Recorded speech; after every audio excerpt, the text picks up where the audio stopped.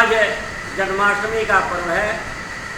आज के ही दिन 5000 साल पहले भगवान श्री कृष्ण महाराज जी का जन्म हुआ था और यह पर्व पूरे विश्व में यहाँ पर भी भगवान कृष्ण को मानने वाले लोग हैं, सब लोग बड़े धूमधाम से मना रहे हैं।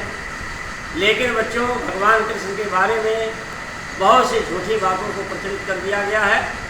जिस प्रकार से हम देखते हैं समाज में बहुत लोगों के साथ छोटी छोटी कहानियाँ लोग जोड़ देते हैं और कुछ लोग श्रद्धा अतिरेक में चले थे भगवान कृष्ण की महिमा को बढ़ाने के लिए, लेकिन उल्टा उन्होंने भगवान कृष्ण को कलंकित कर दिया।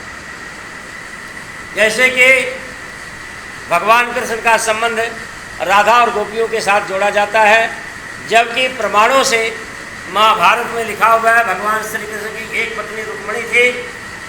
और अभी एक भागवत की कथा करने वाले भागवताचार्य ने कहा कि भागवत पुराण में भी जो सबसे पहले आज से 2500 साल लगभग पहले बना भागवत पुराण, इस भागवत पुराण में भी राधा की और गोपियों की चर्चा नहीं। राधा का, यहाँ तक कहते हैं राधा का नाम भी नहीं है। महाभारत में राधा का गोपियों की कोई चर्चा नहीं है। महाभारत में भगवान कृष्ण की एक पत्नी बताई गई है, रुक्मिणी। लेकिन बाद में चल करके 2500 साल गौतम बुद्ध के जन्म के पश्चात जब पुराणों की रचना प्रारंभ हुई, और पुराणों की रचना व्यास जी ने नहीं किया है। व्यास जी बहुत बड़े महर्षि थे, दार्शनिक थे, विद्वान थे, वैज्ञानिक थे, उच्च कोटि के ऋषि थे, योगी थे। उन्होंने गीता, महाभारत, योग दर्शन का भाष्य, योग दर्शन और वेदांत दर्शन की रचना करी।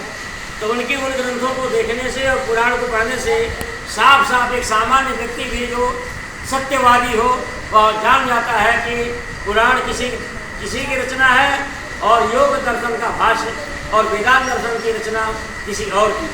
दोनों की शैली, दोनों का विषय वस्तु सब कुछ अलग है।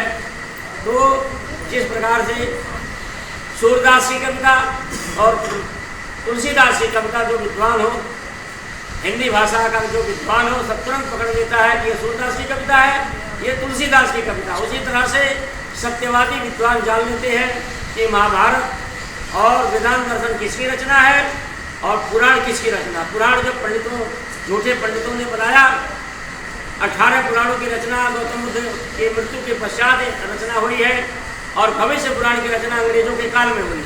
ये मैं प्रमाणों से सिद्ध कर दूंगा।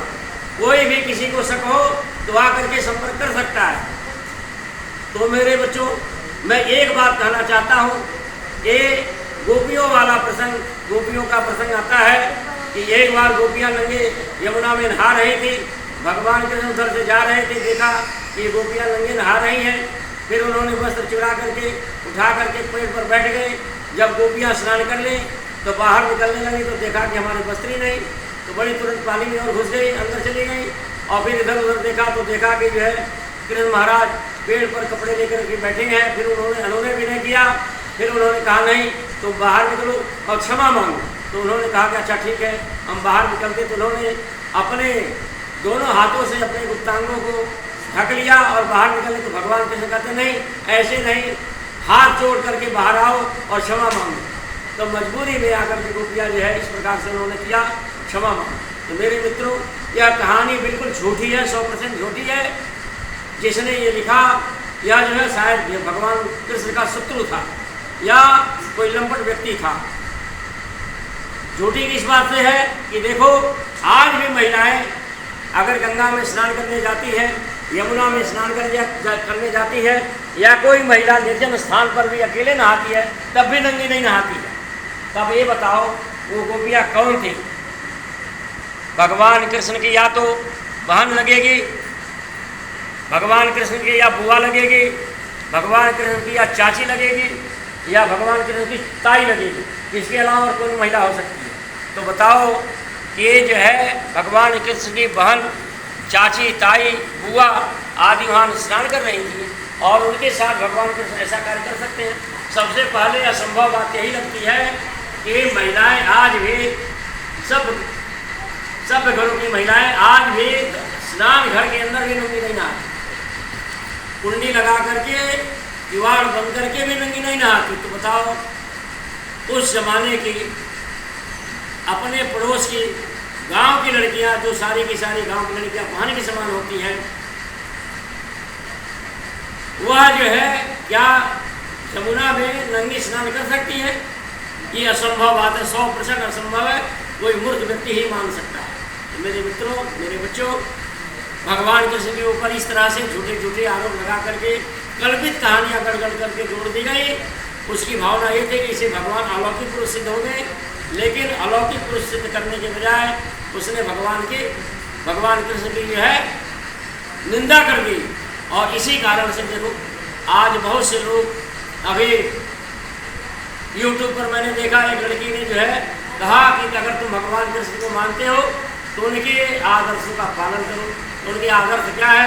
जो लड़कियों को छेड़ते थे, दहेज चुराते थे, ये करते थे, वो करते थे, तुम भी करो। तो इस तरह से बातें क्यों उठ रही हैं?